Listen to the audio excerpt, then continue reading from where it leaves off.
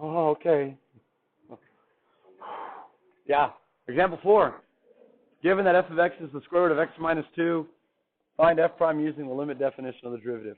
First, I'm going to graph it, and today I'm going to graph it correctly, right? Because I think I forgot the shift. So very quickly, it shifts the graph to the right 2, and it looks like this, and it goes, yeah, buddy. And we're trying to find the derivative. So we're trying to find the derivative function, f prime of x, which is a function that will give us the what? The slope at a point. That's the Leibnizian perspective, or the Newtonian perspective would be that gives us the instantaneous rate of change. So here's what we're going to do. F prime of x equals, if you want to write the limit as h goes to 0 and then put the definition, this is an optional thing. What would h be like? How would you, like, what is h? What did we define h to be way up here? Yes, it's, well, that's the whole part of what the whole clever part of what we're doing. We're not specifying an actual second point. We're just specifying another point to be a certain function of h away from the first point. And that's why we can then take the limit as h, the distance between the 2 points, goes to 0. Oh, okay. Yeah. Okay, so now we will set it up specifically for our function. It's the square root of blob minus 2, so I get the square root of x plus h minus 2 minus the function itself. No parentheses needed on that second term, of course, because the radical shields it from the negative. Plugging in a 0 now gives you 0 over 0, which makes sense, because if we do 0 over 0, we haven't let any time elapse. There is no change in y. There is no change in x. We're looking at just a snapshot of Usain Bolt and trying to determine from that still picture how fast he's running. We can't do that, can we? But we know how to get around this now because we know how to evaluate it. This is going to be RatCon. It's almost like there should be 2 A's, right? RatCon. I don't know. So we multiply by the conjugate over the conjugate, and we do that plus. Remember not to change the sign under the radicals. That's sometimes what people feel encouraged to do when they're encouraging themselves to do that. Right? You should encourage yourself, but in the right ways. If I then expand the numerator where the conjugates are, I get radicand, and then I get minus the quantity x minus 2, which of course we can carefully distribute as we write it down, yes? Saves a line of writing. And in the bottom, do we distribute the h? No. Do we just write h? Because I see this as a common mistake. Students they know that the action, the excitement's all in the numerator, and they forget about what in the denominator? That whole other factor. So don't forget him. These things wear their hearts on their sleeves. All right, so in the top, let's see what happens first before I write the limit. Good things should happen, right? X minus x cancels, negative 2 plus 2 cancels, and we're left with a what? An h factor, a positive h factor over h. Those divide out, and we're left with a 1 in the top. And, of course, once we get rid of the 0 over 0, what can we do? Direct sub. If there's an h that's left and there's 1, it becomes a 0, and I get 1 over the square root of x minus 2 plus the square root of x minus 2, which is 2 of them. And if I bring that all the way down now, I get f prime of x is equal to this. So that's going to be the equation, the function, whatever, the formula if you want. That's going to allow us to find the instantaneous rate of change of this graph at any value of x. So we talked about it yesterday, what happens to the slopes. And we did say that even though the y values are increasing, the slopes were not increasing, right? If we look at the slope of the tangent line here versus the slope of the tangent line out there, the y values are increasing, so all the slopes are positive, but what's happening to the slopes?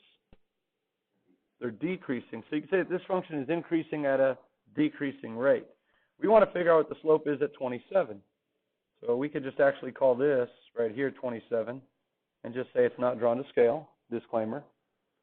And I want to know the slope of that line. Well, you know it's going to be a positive number, right? But in relation to 1, you anticipate it being bigger than 1 or less than 1? Less than 1, but still positive. Well, all we have to do now is what Galileo was never able to. We can just drop that 27 right into this simple formula, And although Galileo was all about taking square roots of things, he was a master at taking the square root of numbers. He never knew to take the square root of 25 to get 5 to multiply it by 2 in a denominator and get 1/10 in a situation like this. Never knew that. We do. So that's the slope of the line. That's the instantaneous rate of change. At 27, this graph is increasing going up at a rate of 1/10 of a unit for every one it's going to the right. Or you can say it's going up 1 for every 10 it's going to the right. Those become your component vectors, your component velocity vectors. If you've been in a physics class, you could say it's up 1 and right 10. So your vertical component velocity vector would be +1. Your component horizontal velocity vector would be +10. Okay? And if you added those by the head-to-tail method, you would get this right here. And by the Pythagorean theorem, you can find the length of that vector by using the Pythagorean theorem. And guess what? We're going to do that at the end of the year. We're going to study vector calculus. So that'll be a lot of fun. Not only work with fraction? No, it can work with any number because you can put any number over 1, and then you can call that the denominator the x, component. So kind of nice, kind of cool. Anyway, now that we have the slope of the tangent line, one of the things we're going to be doing a whole lot of this year is writing equations of lines, namely tangent lines or normal lines. So let's do this one first. Write the equation of the tangent line in Taylor form at x equals 27. So let's kind of back up here. First of all, what do we need for the equation of a line? We need at least a point and a slope. It'd be nice if we had the equation of a line. Then we wouldn't have to do anything. But we could be given 2 points, so we could find the slope and then use one of our 2 points. But mainly we're going to be given a point and a slope. Do I have the point at x equals 27? Well, not yet, right? To find the point, I need the y value. So the point that I'm going to use is the point 27, comma, f of 27, which is going to be easy to find. Our f of x is our y value machine. So if I plug 27 in for x, what do I get?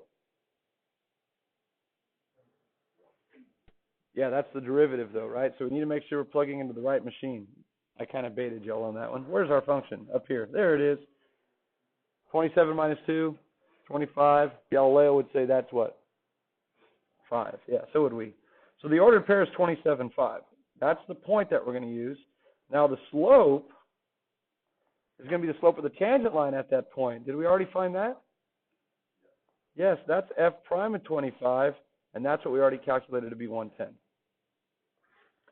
So now that we have all our ingredients measured out in the pre-measured bowls, all we have to do to make that is just dump them in and stir, right?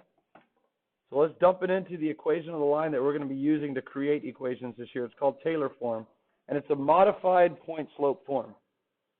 Here's the point-slope form, and maybe you still know this from the algebra days.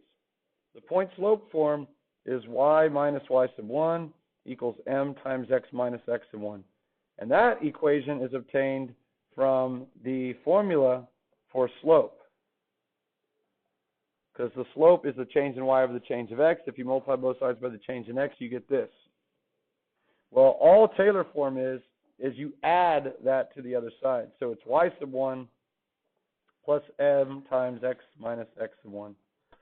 And so y sub 1 and x sub 1 are the point that we're going to be using. And, of course, m is the slope that we're going to be using. So all you got to do is drop it in there, and you have an instant equation of a line that is already solved for y. Now, there's a reason we call it Taylor form. It's named after a mathematician, an English mathematician called Brooke Taylor.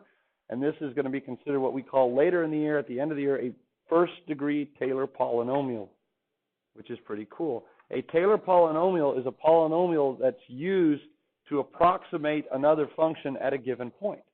This being a first-degree Taylor polynomial, just kind of getting ahead of the game here, what that means is near the point of tangency, I can actually use the y value of the tangent line, which might be here, to approximate the function value at an x value that is pretty close within a certain radius of the point of tangency.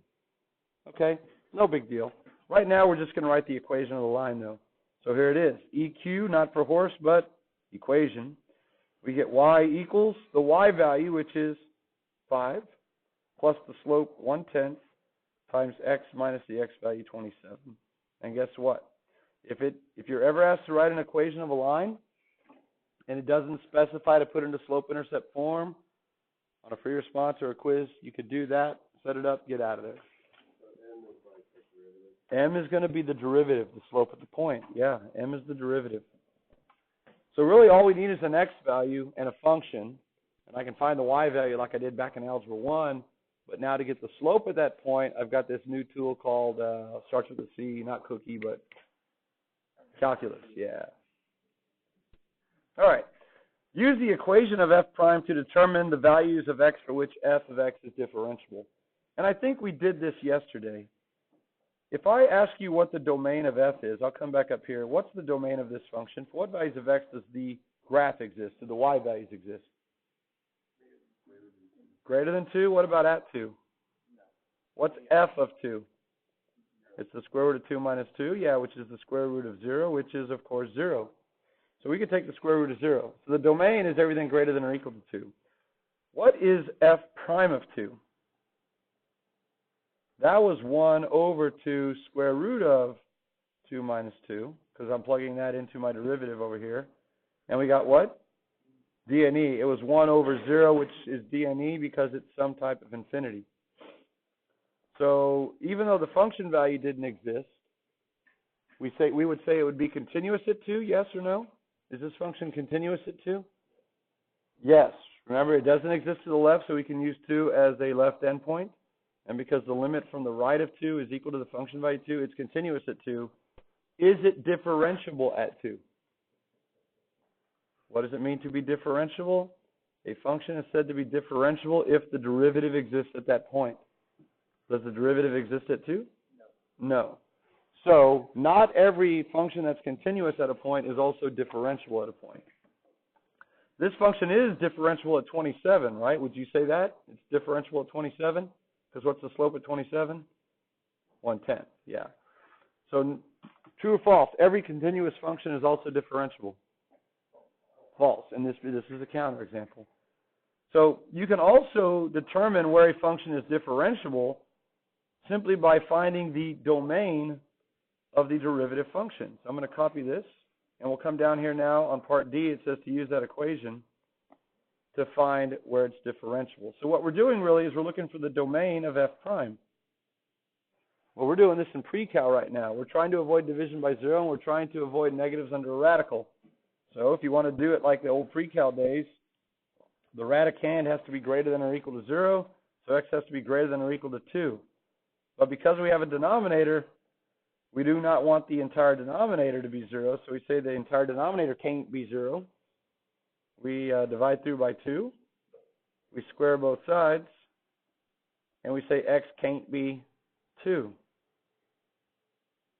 So now the radical says, hey, I got to be greater than 2 or equal to 2, and the denominator says, hey, I can't be 2. So if we combine that into our domain, it's the set of all x such that x equals 2 is strictly greater than 2. Right. All we have to do is, since the denominator can't be 0 when x is 2, we'll just take away the little equal sign there.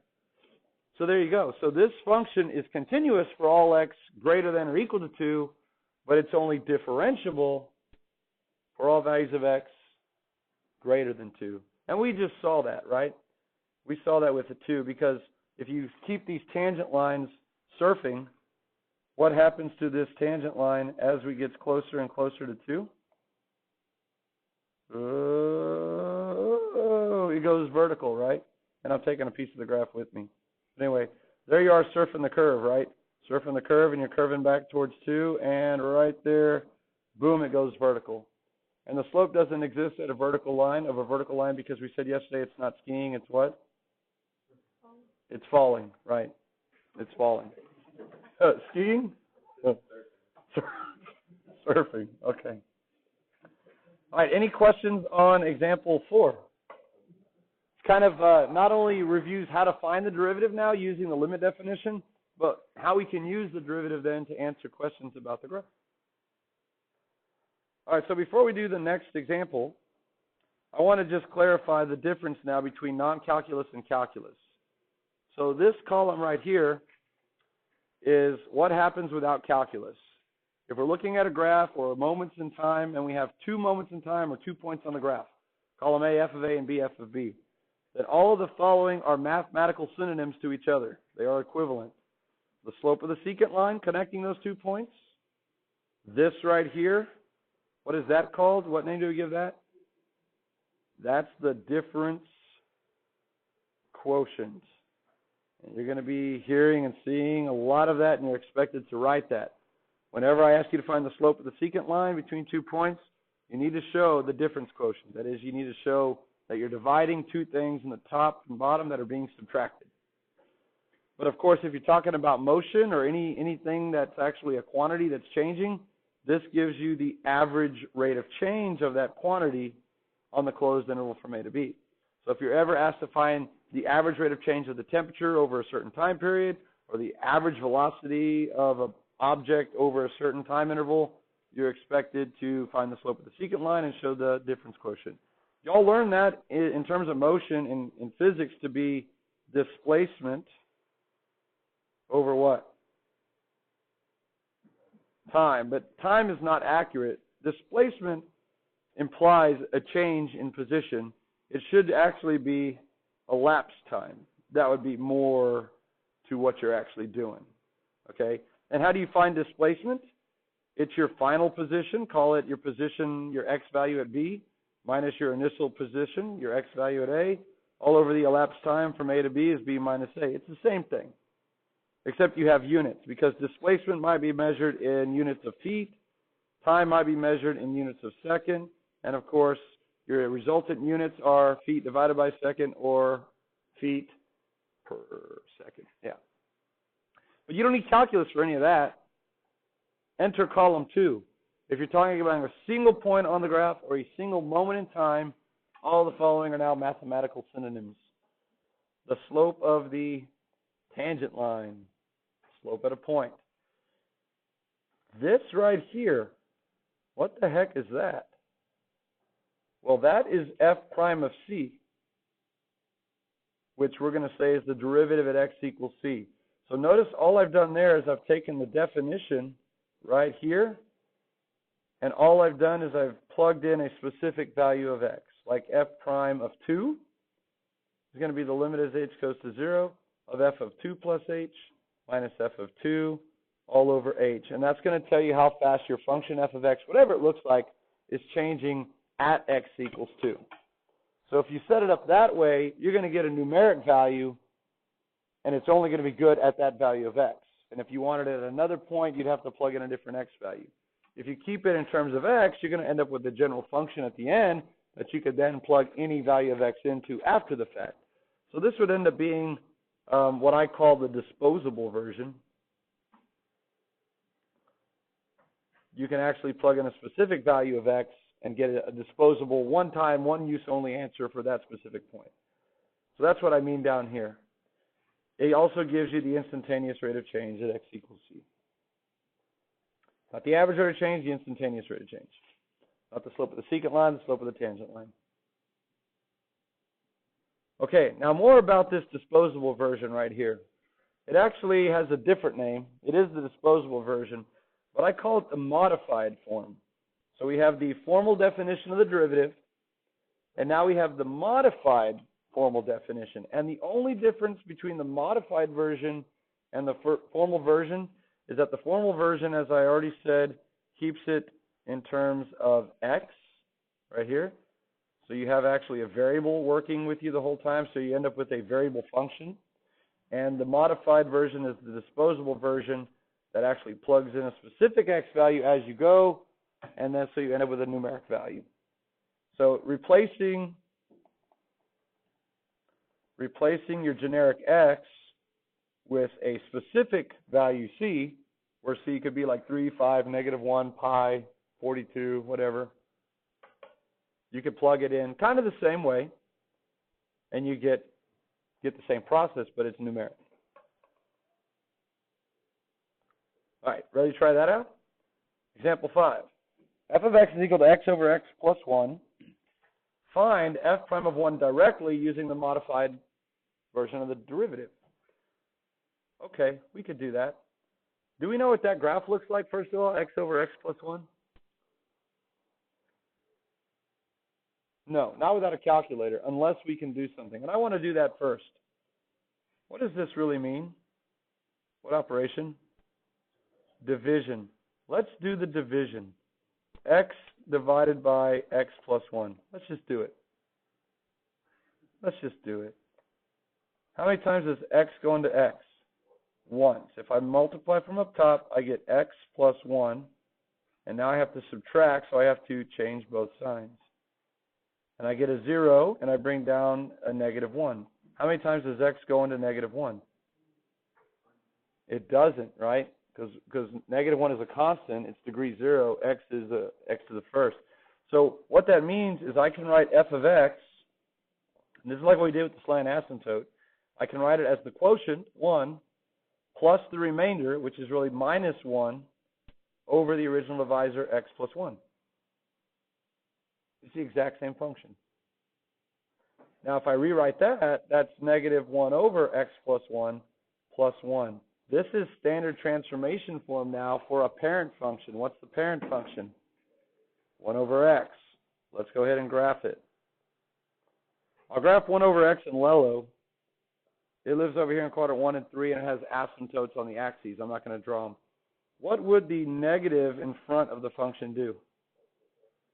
Reflect it across the x-axis, so now it's going to look like this in light green. What does the plus 1 do inside with the x?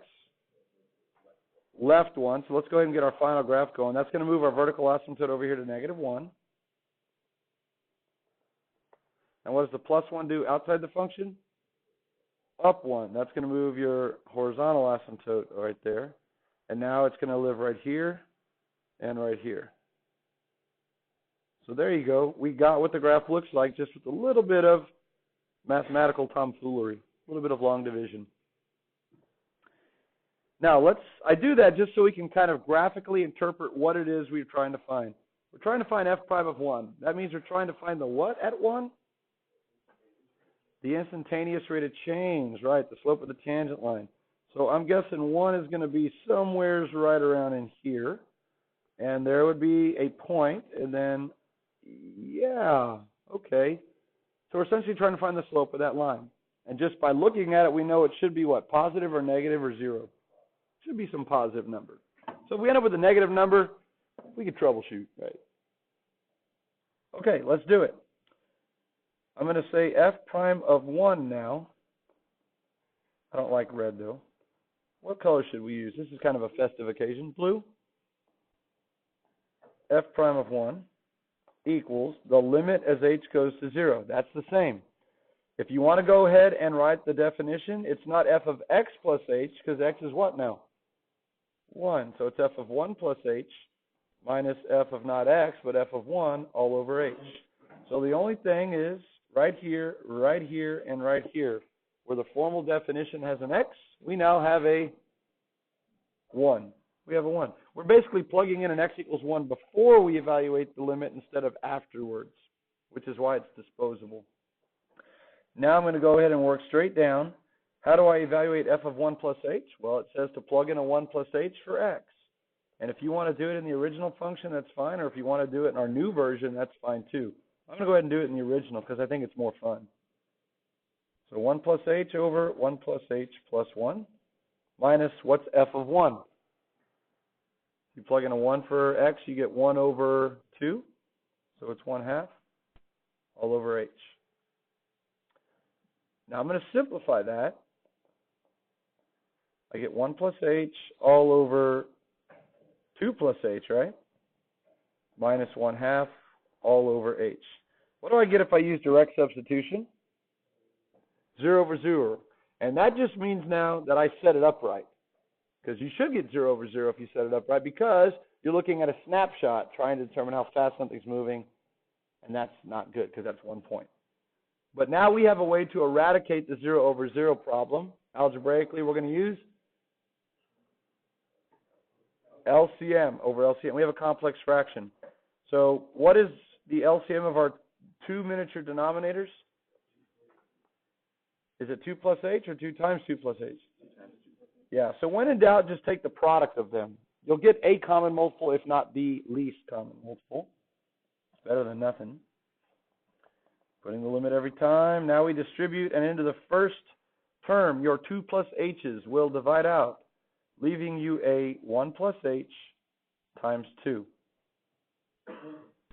Minus, in the second term, your 2's will divide out, leaving you a quantity 2 plus h, which again, you can either distribute the negative or write it like that. I see that I'm already going to have to distribute something in the first term, so I'm just going to play it safe and put parentheses. That takes care of the numerator. And in the bottom, you're going to have a 2h times 2 plus h, which we leave factored because our goal is to divide out the bad guy h. So now it becomes like a miniature sledgehammer problem. We just expand everything out. So we get 2 plus 2h minus 2 minus h all over 2h times 2 plus h. And we'll know if we did it right because good things should happen. Your 2's cancel, and you're left with, I got one more line right here, 2h minus h, that's h, all over 2h times 2 plus h. And wow, what happens with your h's? They divide out, leaving a what in the top? A 1. And now we just plug into what's left, and we get a 1 over 4. Good. And so this ends up being f prime of 1. Bless you. F prime of 1. It gives you the slope of that red line that we drew. Is that reasonable? Yeah, it's positive. Looks like it's kind of flat, so in relation to 1, it looks like it's smaller. Now, you're not going to have to set up and evaluate using the modified form quite a lot because, again, notice if I wanted to find the slope now at 2, and I did it this way, I would have to come back up to the top and set up the whole limit all over again, use LCM over LCM all over again. So if we expected that we wanted to find the slopes at more than one point, it would probably be better for us just to do it in terms of x, get a formula at the end, and then plug in afterwards. We're in here till what time? 11:20. Okay. Now what's going to be asked of you later on is to recognize the modified form set up, maybe not this complicated, and to realize, oh yeah, that's just giving us f prime of 2 for f of x equaling x over x plus 1. But it's not going to be this complicated. So you're going to be given the setup in modified form, and you're going to have to recognize what it's asking you, okay, rather than setting it up and evaluating it. 1, not 2. 1 at 1. Yeah, see, that would be answer choice A. That would be the wrong answer choice with the 2 in there. Yeah, f prime of 1. The last step again. Okay, what was after the h's divide out? I'm left with the 1 over 2 times 2 plus h. And I plug in a 0 for any h that remains, and I get 2 times 2. Yeah. So 1/4 is not only the instantaneous rate of change, it's the slope of the what line? Tangent line. So if I wanted to, I can write an equation of the tangent line in Taylor form just like I did on the previous example, but I want to do something better than that. I want to write the equation of the normal line. Anyone know what the normal line is and how it's related to the tangent line? What's the normal force in physics? Perpendicular to the plane on which the force is being applied. So same thing with a line. If this red line is your tangent line, then the normal line in beefy brown is going to be the line that is perpendicular to the tangent line. This is your normal line. And it's going to be the same point, right? But it's going to be the what of the slope of the tangent line. How do we find perpendicular slopes? Opposite or negative reciprocal, whatever you want to call it. So if the slope of the tangent line, I'm going to put m sub t, which is the same as f prime of 1. If that's 1/4, then the slope of the normal line, m sub n, should be what? -4. Change the sign and flip it. The normal line slope then is -4. And that's reasonable, again, from our graph. It's a pretty steep line that's decreasing, so negative 4 is very reasonable. Now, that is our slope that we're going to use for our equation. Now we just need the point 1 comma f of 1. Well, now I go back to my y value machine, which was my original function, and what's the value at 1? 1/2. Well, I already computed it up there, but you can compute it again. You get 1/2. So now we have our ingredients. All we have to do is drop them in. So the equation of the normal line is going to be y equals, what goes first? 1/2 the y value, and then plus the slope, which is really minus 4 times x minus the x value. And again, if it doesn't tell you to put your equation of the line in any particular form, and it's not a multiple choice where it's in a different form, that's it. You're done. Let's do one last thing here. Let's find this value here. I am curious, just out of the blue, the x-intercept of the normal line. Just kind of curious. Could we find it? I want to know where that normal line crosses the x-axis. Well, sure, now it's easy, right? Because now that I have the equation of the normal line, all I have to do to find the root or the x-intercept is to set it equal to what? 0. So let's do that. 0 equals 1/2 minus, I'm going to go ahead and distribute here, minus 4x plus 4. And if I bring the 4x across, it becomes positive 4x, and that leaves me a 4 plus a half, which is how many halves?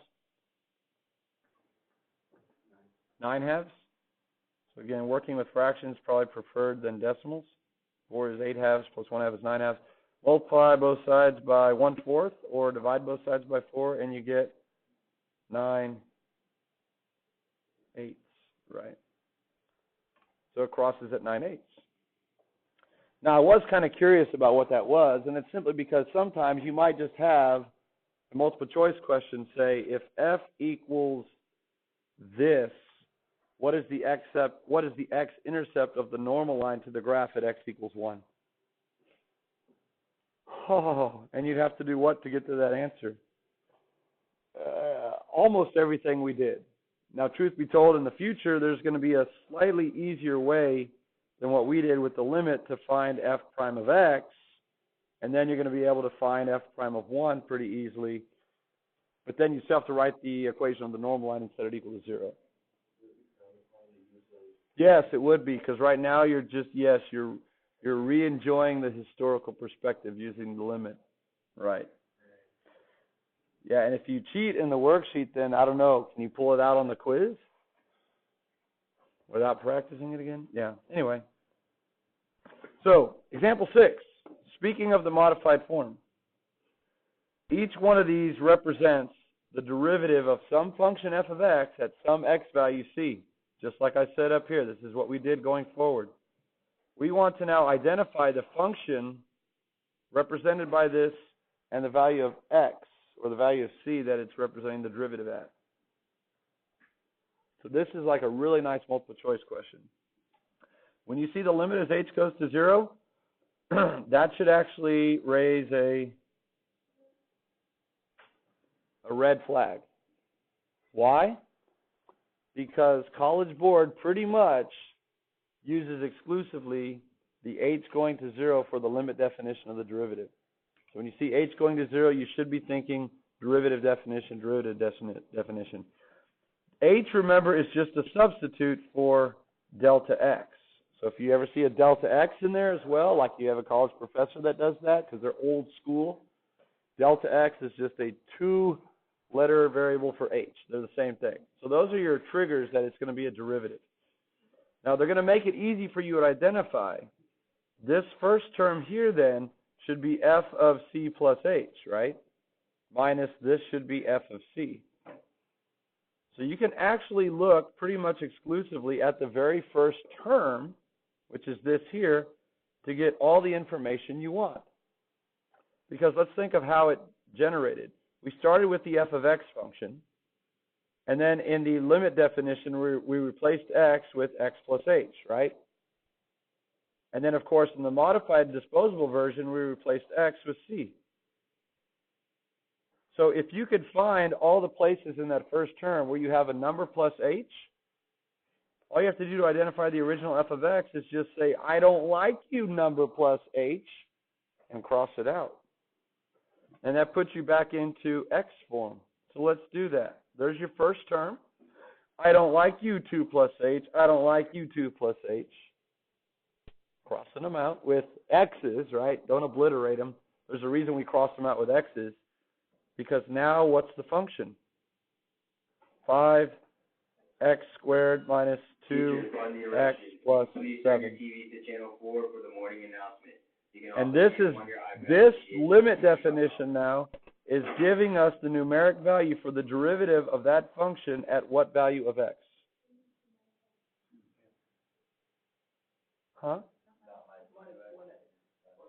Oh, yeah, why did I put a 2 there? Because I'm an idiot. I am. I don't even know why they let me teach y'all. I know what a good answer choice would be now on a test that I would take. Yeah, I guess I should cross them out a little bit more prominently. I got to find this. Did the announcements come on while I was writing or something? Something diverted me. Anyway, thank you. I'm glad that someone's paying attention. This is the function. Maybe so. I don't know. I just messed up. It's easy to do. Is it even channel 2? It's channel 4. What is what do you think the value of x is that we're evaluating it at? If you come up here, right, what did we do before we got the 2? It was an x. So that number right there that you crossed out with an x, but you can still see, that's it. So this limit definition gives you the derivative of function f of x at 2. That's what it does. Now later on, you're going to be able to just say, oh, what's the value of that limit? I'm not going to expand it out with the sledgehammer, because you're going to know that f prime of x is equal to 10x minus 1. You're going to know that pretty easily. And then you're just going to plug in a 2 and get 19. So the value of this limit is 19. And after we learn the shortcut rules for the derivative, if the multiple choice question is actually giving you this and asking you to evaluate it, and you have numeric answer choices, you could still expand this using the sledgehammer, but it'll take you a little bit longer than just recognizing, oh, it's the derivative of this function at 2. I'm going to take the derivative using the shortcut rule, which is you can do in your sleep soon enough, plug in a 2, and get the right answer. So you just did that using the shortcut rule. Uh-huh. But we don't know the shortcut rule. No, not yet. Can you just teach us it right now? Okay, you just multiply your exponent times your coefficient to get your new coefficient. What's 2 times 5? 10. And then once you use your exponent, you subtract 1 to get your new exponent. What's 2 minus 1? 1. Okay, that's your new first term. Let's do the same thing on negative x. This is a negative 1x to the first. What's 1 times negative 1? Negative 1. Now that you use the exponent, subtract 1 to get your new exponent. What's 1 minus 1? 0. What's x to the 0? 1. So you end up with 1. And what's the derivative of a constant? How fast does the constant change? It doesn't, so its derivative is 0. Or you could say it's x to the 0. What's 0 times 7? 0. So that's how you do it. It's going to be real easy. But I really didn't teach it to you now because I don't want you to be encouraged to use it. Right, Schroeder? Right, okay. Now, y'all do this one very quickly here. See if you can figure this one out. This also represents the derivative of some function at some x value. Tell me what the function is and tell me what the x value is also as well.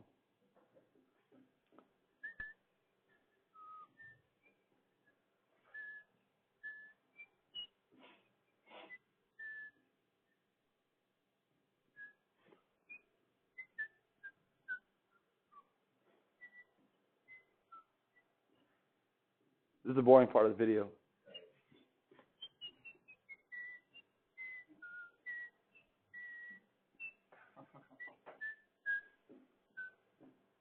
Symphonies. Boom, boom. That's the 30-second Jeopardy song for Final Jeopardy. All right, contestant rap. Did you figure it out? Is it just tangent of pi force? Well, what's the function whose derivative this is representing, first of all? Tangent? Tangent of? Pi force? No. I don't like you, number plus h, tangent of x. The function whose derivative this represents is tangent of x at, so it really does represent f prime of what? What's the x value? Now, the x value is pi fourths. So this represents the derivative of tangent of x at pi fourths. It's the slope of the graph of tangent of x at pi fourths. Now, again, later on, this might be one of the answer choices on a multiple choice question, but it might also have a bunch of numbers there. So soon enough, also, you're just going to realize that the derivative of tangent of x is secant squared of x. You're going to memorize that. If you want to memorize it now, there it is. Okay? And then you would evaluate it, secant of pi fourths. And then you would square your answer. What's secant of pi fourths? It's square root of 2. Good. And what's square root of 2 squared? 2. So that would also be the answer to this. So depending on how I phrase the multiple choice question, I could ask you the theory type question, what does that represent? Or I could just kind of give it to you like this. Now, evaluating that to be 2 without knowing the derivative rule later on, you're going to have to use the composite identity for tangent. No, thank you. But it would work. It would work. Y'all remember what it was for tangent? Tangent of A plus B? That was the one that felt like you could almost just get away with like mathematical sin, just like distribute, right? Tangent of A plus tangent of B? But then you had to divide it by 1 minus the product. So, do you have to know that for this class? Probably not. You probably still know it from pre-cal, so I will not ask you to unlearn it. But you would replace that right there with your pi fourths and your h, and then you can manipulate it and get down to 2. But anyway, that's where we're headed. So that takes care of example 6b. How much time do we got? We got like 3 minutes left? Let's finish out this example. Yes, Clark? Why did you not include the -1 on that? Oh, because this is, remember, this is f of pi fourths plus h minus this is f of pi fourths. Right? Okay. Yeah, and what is tangent of pi fourths? The 1. So you're always going to have 2 terms. And if there's more than 1 term in each term, they're going to be like either this especially will be grouped together, and this could have just been a number. So you're really just focusing on the first term. Yeah, yes. All right, let's try this one very quickly. H is going to 0. There's your tip-off. What's the function and what's the x value that we're evaluating the derivative at?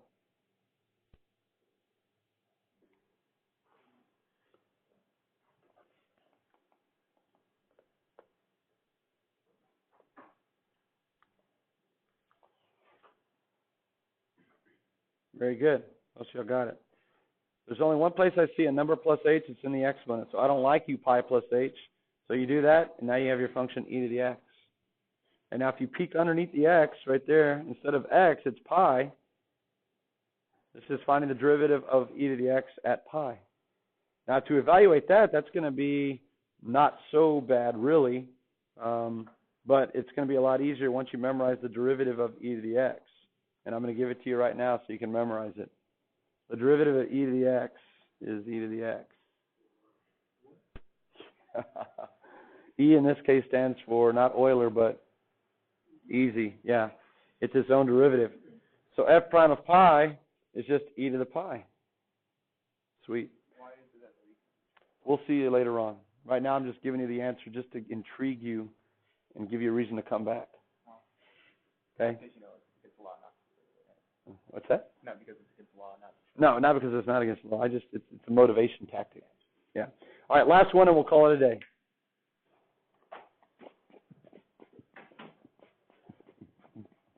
Shorter? No? Too much? Yeah, you got it? What's that? Oh, okay. That was just an autonomic reaction, visceral reaction to logs.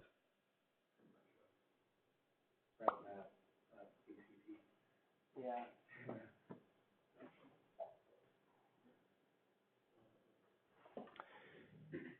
I see 1, number plus h, so I don't like you 1 plus h. That means my function must be the natural log of x. And this is the derivative of that function at what value? 1. So that's the c value. Clark, why is there no second term there? We usually have minus.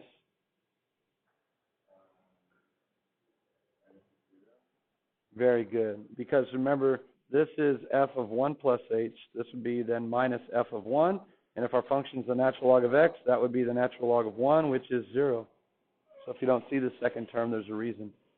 Awesome blossom. Wait, what's that? We might finish Monday. I doubt it. Oh, I'll show you that tomorrow. The derivative of the natural log is 1 over x. Pass it on.